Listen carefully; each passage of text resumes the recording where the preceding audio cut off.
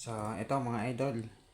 Ah, meron man tayong bagong i-upload ngayon na video.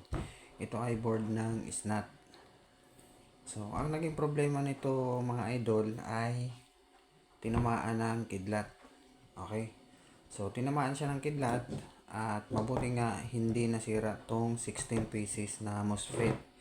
Saka hindi nagka-problema tong maliliit na transistor. So, ang naging defect niyang, ang naging lang niya, ang naging problema lang niya mga idol ay itong ULN 2003 na IC. So, ito ay relay drive. Okay, so relay driver siya. Ayan, kung makikita nyo, ayan. Saka yung diode na katabi niya.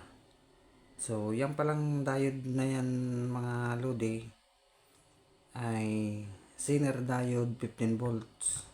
Ayan. At bali pumutok lang yung IC niyan, kaya na-trace kagad natin kung alin yung problema niya. So, may display siya, wala siyang output. So, ang una, suspected ko itong mga relay niya. So, na-check ko is good siya. Saka, pinag-check ko pa rin siya dito sa mga small parts. So, wala tayong nakuhang defect. And then, hindi rin tinamaan yung kanyang control board. So, ngayon mga idol, okay na ito. Kaya, so, pwede na naman natin itong ipadala sa baka kay Albay. So, salamat kay Sir Rafi Beltran.